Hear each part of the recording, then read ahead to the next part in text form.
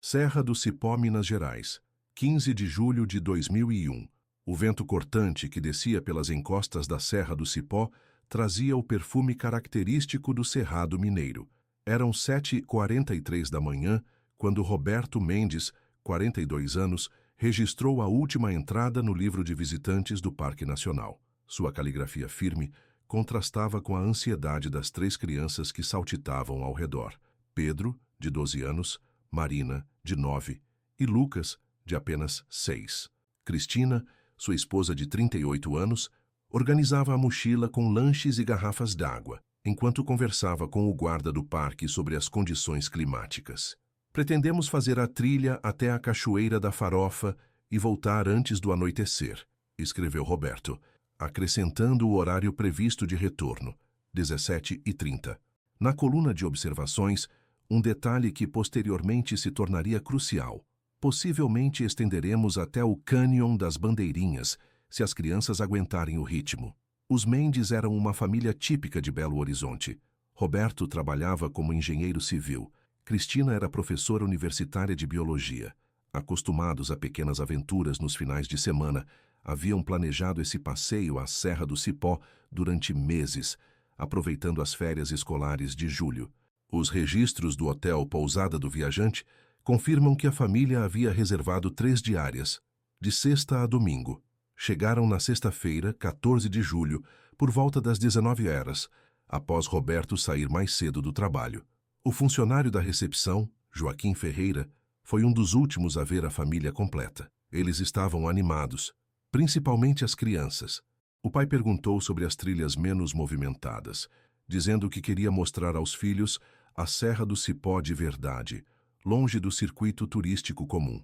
Na manhã do dia 15, um domingo de céu limpo e temperatura amena, típica do inverno mineiro, a família tomou café por volta das 6h30 e saiu do hotel às 7h15, segundo os registros das câmeras de segurança. Vestiam roupas leves, adequadas para a caminhada, e carregavam 2 mochilas médias, uma nas costas de Roberto, outra nas de Cristina. As crianças levavam apenas pequenas pochetes. Conforme declaração posterior de outros hóspedes, Roberto comentou durante o café que pretendia voltar ao hotel antes do jantar. Às 8h02, a família foi vista pela última vez por outros turistas, seguindo pela trilha principal que leva à Cachoeira da Farofa. O casal Soares, que seguia no sentido contrário após fotografar o nascer do sol, descreveu brevemente o encontro. Cumprimentamos a família, as crianças pareciam empolgadas. O pai carregava uma câmera fotográfica e tirou algumas fotos nossas com o cenário ao fundo, a pedido da esposa. Às 17h30, horário previsto para retorno, não havia sinal da família Mendes nos postos de controle do parque. Às 18h15, com o sol já se pondo e nenhum registro de saída, os funcionários do parque realizaram uma verificação preliminar dos primeiros quilômetros da trilha.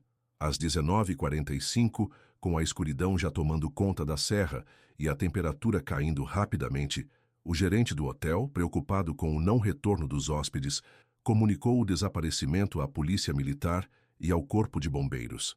A última evidência concreta da presença da família naquele dia foi uma selfie enviada por Roberto ao seu irmão, Paulo Mendes, às 10h27, mostrando a família sorridente com a placa da Cachoeira da Farofa ao fundo.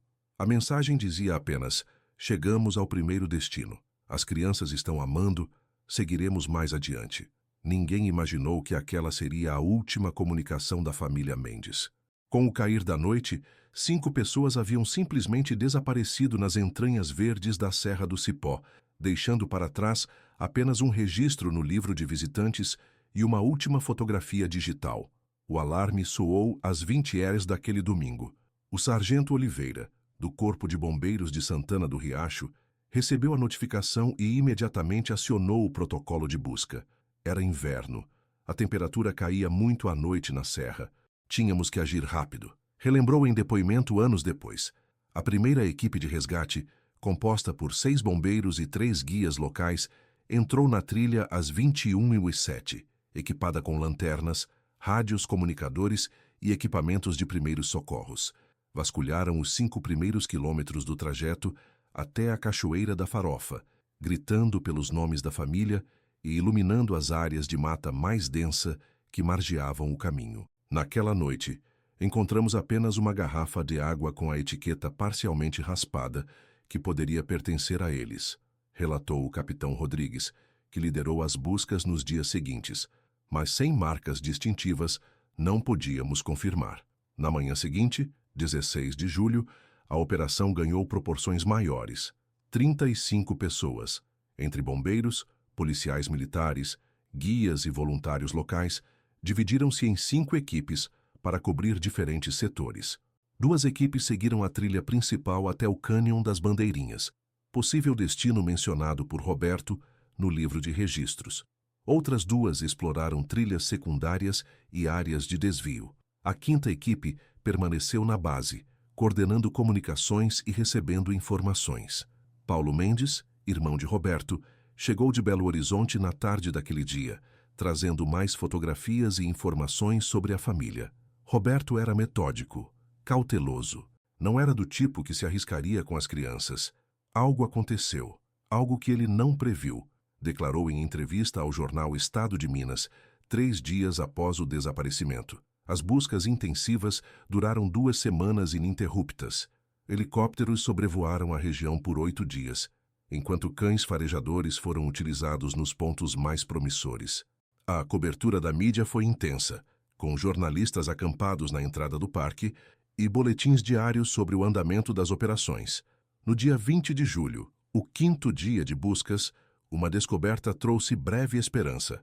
Uma pequena pochete azul, semelhante à que Lucas, o filho mais novo, carregava, foi encontrada próxima a uma área de córregos, a aproximadamente 3 quilômetros da trilha principal, na direção do Cânion das Bandeirinhas.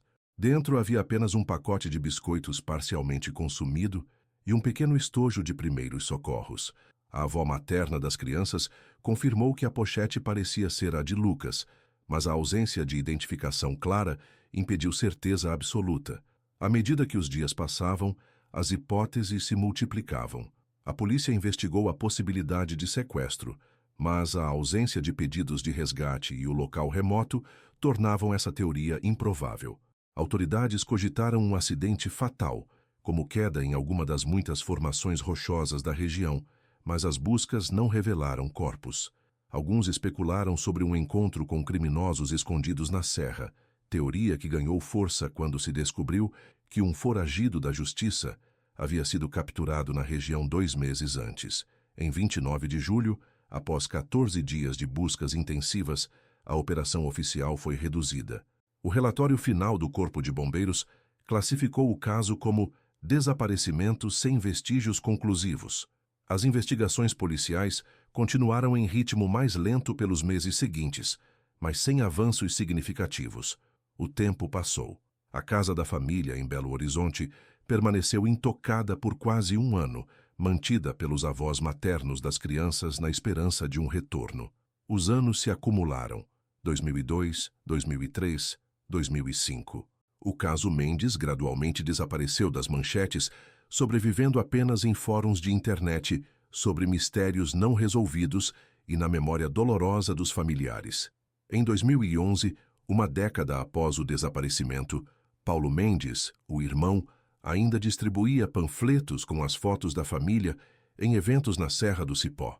Os pais de Cristina já haviam falecido, levando consigo a esperança de rever a filha e os netos.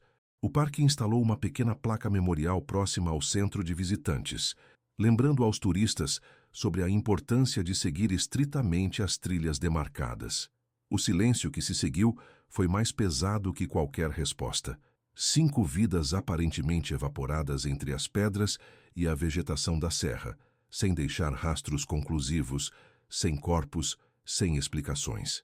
Um mistério que gradualmente se transformou em lenda local, contada em sussurros pelos guias aos novos visitantes. Até que, em uma manhã de junho de 2021, quase exatamente 20 anos depois, o silêncio foi quebrado. Serra do Cipó, 12 de junho de 2021. O orvalho ainda cobria a vegetação quando Carlos Andrade, 53 anos, guia experiente do parque, conduzia um grupo de 5 turistas por uma trilha alternativa, pouco frequentada, que conectava o Vale dos Currais ao Cânion das Bandeirinhas. A chuva do dia anterior havia tornado o terreno escorregadio, forçando o grupo a avançar com cautela, desviando de galhos caídos e pequenos deslizamentos de terra. Foi Diego Ribeiro, um fotógrafo amador de 27 anos que integrava o grupo, quem primeiro notou algo incomum. Aproximadamente 800 metros após deixarem o Vale dos Currais, em uma área onde a trilha se estreitava entre formações rochosas e uma densa vegetação de cerrado, Diego parou para fotografar um arbusto florido e notou um brilho não natural entre os galhos de uma árvore próxima. Parecia plástico ou algo sintético, relatou posteriormente em seu depoimento. Pensei que fosse lixo deixado por algum turista irresponsável. Ao se aproximar, Diego percebeu que se tratava de um pequeno objeto retangular, parcialmente envolvido pelos galhos de um pequizeiro adulto. O objeto estava a aproximadamente 2 metros do solo, como se tivesse sido colocado ali ou preso durante o crescimento da árvore. Pediu ajuda a Carlos, que utilizou seu bastão de caminhada para baixar cuidadosamente o galho. O que encontraram deixou ambos perplexos. Era uma câmera fotográfica compacta, modelo Sony Cybershot DSC P50, lançada em 2001, com o corpo de plástico azul escuro severamente degradado pela exposição aos elementos. A câmera estava presa entre 2 galhos que haviam crescido ao seu redor, como se tivesse sido colocada ali quando eram apenas brotos e gradualmente envolvida pelo crescimento natural da árvore. Foi como se a árvore tivesse engolido a câmera com o tempo, descreveu Carlos. Nunca vi nada parecido em 25 anos como guia. Apesar do estado de degradação, Carlos decidiu levar o objeto consigo, envolvendo-o em um saco plástico para protegê-lo. O grupo continuou a caminhada, mas o achado incomum dominou as conversas pelo resto do dia. Ao retornar à base do parque, Carlos entregou a câmera à administração, que inicialmente a catalogou como objeto perdido e a armazenou em uma caixa de achados e perdidos. Foi Mariana Duarte, estagiária de biologia que trabalhava no centro de visitantes, quem conectou os pontos 3 dias depois. Estava organizando o material informativo sobre a história do parque quando vi a menção ao caso da família desaparecida em 2001, explicou Mariana. A data coincidiu com o período de lançamento daquele modelo de câmera, então pedi para examinar o objeto com mais cuidado. Apesar dos danos externos, o compartimento do cartão de memória estava relativamente protegido. Com a autorização da administração do parque, Mariana e o técnico de informática Ronaldo Soares tentaram recuperar os dados. Após várias tentativas, conseguiram transferir parcialmente o conteúdo do cartão de memória para um computador. Entre arquivos corrompidos e imagens ilegíveis, uma fotografia quase intacta emergiu. Mostrava a família Mendes, Roberto, Cristina e as 3 crianças, sorrindo para a câmera, com o cenário da Serra do Cipó ao fundo. A data registrada nos metadados da imagem: 15 de julho de 2001, 14h38, aproximadamente 6 horas antes do horário em que deveriam ter retornado. Mais significativo que a imagem em si era o local onde ela foi tirada, um ponto não pertencente a nenhuma trilha oficial, em uma área remota próxima a um conjunto de cavernas pouco exploradas, conhecida como Gruta dos Ecos, localizada a aproximadamente 5 quilômetros da trilha principal, em direção ao norte, oposta ao Cânion das Bandeirinhas. Eles não estavam seguindo para o destino que haviam informado, concluiu o delegado Marcelo Tavares, quando o caso foi oficialmente reaberto em 17 de junho de 2021. Estavam em uma área praticamente inacessível sem equipamento adequado, especialmente com crianças. Mais perturbador ainda, a expressão nos rostos da família. Enquanto as crianças sorriam naturalmente, os olhares de Roberto e Cristina pareciam tensos, forçados. E ao fundo, parcialmente desfocado, mas inconfundível para olhos treinados, havia um terceiro adulto, apenas seu ombro e parte do braço visíveis na extremidade direita do enquadramento. A descoberta agitou a comunidade local e reacendeu o interesse nacional pelo caso. A pergunta que todos faziam: como uma câmera foi parar entrelaçada nos galhos de uma árvore, a metros de distância de qualquer trilha, contendo possivelmente a última imagem de uma família que desapareceu sem deixar rastros? E mais importante, quem era a pessoa parcialmente visível na foto? A descoberta da câmera desencadeou uma nova onda de investigações. O delegado Tavares, recém-transferido para a delegacia de Santana do Riacho, formou uma força-tarefa dedicada exclusivamente ao caso Mendes. Desta vez, a tecnologia estava a seu favor, recursos que não existiam em 2001. A primeira etapa foi mapear precisamente o local onde a foto foi tirada. Especialistas em geografia e geologia da UFMG analisaram as formações rochosas visíveis na imagem e, combinando com sistemas de georreferenciamento modernos, determinaram as coordenadas exatas, uma clareira próxima à entrada da Gruta dos Ecos, área que não fazia parte de nenhum roteiro turístico oficial do parque em 2001. É uma região de acesso difícil, com terreno instável e várias cavernas inexploradas, explicou a geóloga Helena Matos. Em 2001, não havia nem mesmo trilhas secundárias que chegassem lá. Alguém teria que conhecer muito bem a região para guiar uma família até aquele ponto. A segunda frente de investigação focou na figura parcialmente visível na fotografia. Técnicos da Polícia Federal aplicaram tecnologias de restauração e ampliação de imagem, conseguindo extrair detalhes do ombro e braço. Tratava-se de uma jaqueta verde-oliva com um distintivo parcial, semelhante aos utilizados por guias não oficiais que operavam na região. Em paralelo, investigadores revisitaram os depoimentos de 2001. Um nome surgiu repetidamente nas entrelinhas: Antônio Toninho Silveira, um ex-funcionário do parque que havia sido demitido 3 meses antes do desaparecimento por conduzir turistas a áreas não autorizadas. Toninho conhecia a Serra do Cipó como poucos, tendo crescido em uma comunidade rural próxima, e frequentemente se gabava de conhecer cavernas e formações que nem os mapas oficiais mostravam. Curiosamente, Toninho havia deixado a região abruptamente em agosto de 2001, semanas após o desaparecimento da família Mendes. Registros indicavam que ele se mudara para o interior do Pará, onde viveu isoladamente até 2019, quando faleceu em decorrência de complicações hepáticas.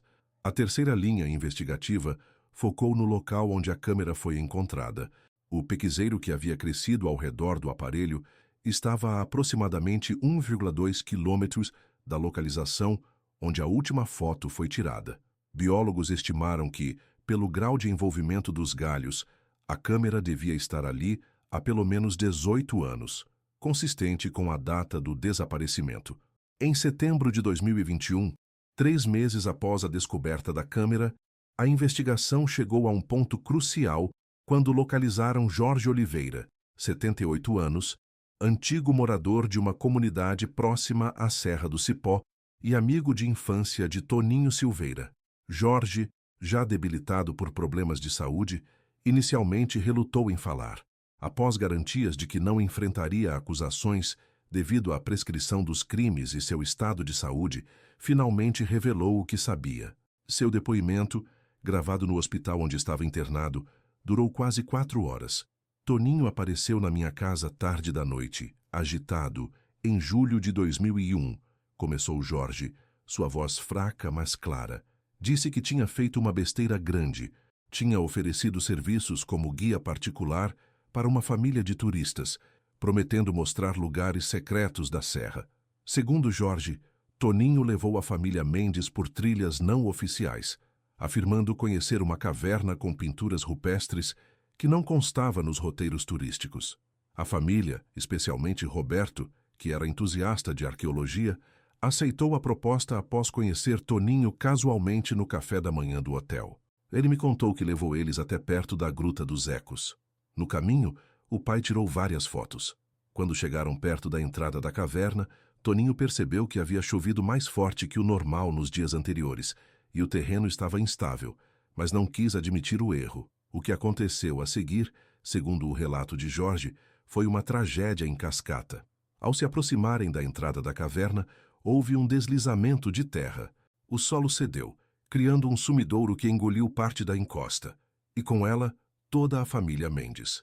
Toninho disse que foi tudo muito rápido. Ele estava a alguns metros atrás, mostrando uma planta para o menino mais novo, quando ouviu o barulho. Quando se virou, não havia mais ninguém, só um buraco enorme no chão. Apavorado e ciente de que seria responsabilizado pelo acidente, já que havia levado a família para uma área não autorizada, Toninho entrou em pânico. Em vez de buscar ajuda, fez a escolha que o assombraria pelo resto da vida. Abandonou o local. Ele pegou a câmera que o pai havia deixado sobre uma pedra momentos antes e correu. No caminho, jogou a câmera longe, entre os galhos de uma árvore jovem. Depois, voltou para a cidade, pegou suas coisas e fugiu para o Pará dias depois, usando outro nome. Segundo Jorge, Toninho viveu atormentado pelo remorso. Nos anos que se seguiram, desenvolveu alcoolismo severo e, nas raras ocasiões em que se comunicavam, sempre mencionava 5 fantasmas que o perseguiam. Com base no depoimento de Jorge e nas novas evidências, a polícia organizou uma operação de busca na área da Gruta dos Ecos em outubro de 2021. Utilizando equipamentos modernos de radar de penetração de solo e drones com sensores térmicos, identificaram uma anomalia subterrânea, o que parecia ser uma câmara natural formada pelo deslizamento de 2001, a aproximadamente 20 metros de profundidade. Após 3 semanas de escavações cuidadosas, no dia 12 de novembro de 2021, a equipe de resgate chegou à câmara subterrânea. O que encontraram confirmou a tragédia. Restos mortais de 5 pessoas, junto com fragmentos de roupas e pertences pessoais que correspondiam às descrições da família Mendes. A análise forense posterior, incluindo testes de DNA comparados com amostras fornecidas por Paulo Mendes, irmão de Roberto, confirmou a identidade das vítimas. A reconstrução final dos eventos, baseada em evidências físicas e no depoimento de Jorge, sugere que a família inteira foi tragada por um fenômeno conhecido como dolina, um tipo de sumidouro que ocorre em regiões kársticas quando cavidades subterrâneas colapsam. Eles caíram em uma câmara natural, sem possibilidade de escape. A morte foi provavelmente instantânea para alguns, devido ao impacto da queda, enquanto outros podem ter sobrevivido brevemente. Em dezembro de 2021, 20 anos e 5 meses após seu desaparecimento, a família Mendes finalmente recebeu um funeral. Centenas de pessoas compareceram à cerimônia em Belo Horizonte, incluindo antigos amigos, colegas de escola das crianças, agora adultos, e muitos dos bombeiros e voluntários que participaram das buscas originais. Paulo Mendes, agora com 67 anos, falou brevemente durante o serviço. Por 20 anos, vivi com a dúvida. Agora vivo com a dor da certeza, mas também com o alívio de finalmente saber. Meu irmão e sua família podem descansar, e nós também. A tragédia da família Mendes levou a mudanças significativas na gestão da Serra do Cipó. O parque implementou sistemas de rastreamento mais rigorosos para visitantes, expandiu a sinalização das trilhas e criou uma força-tarefa permanente de segurança. A área da Gruta dos Ecos foi completamente mapeada e cercada para prevenir novos acidentes. Quanto à câmera que revelou o mistério, após servir como evidência no caso, foi doada por Paulo Mendes ao Centro de Visitantes do Parque, onde permanece exposta junto com uma placa memorial, lembrando a todos sobre a importância de respeitar os limites e perigos da natureza. Uma pequena fotografia da família, recuperada do álbum pessoal de Paulo, acompanha a exposição. 5 rostos sorridentes que, por 20 anos, foram apenas um sussurro entre as pedras da serra, até que uma árvore, crescendo pacientemente ao redor de uma câmara abandonada, finalmente permitiu que sua história fosse contada. Às vezes, mesmo os silêncios mais profundos eventualmente encontram sua voz.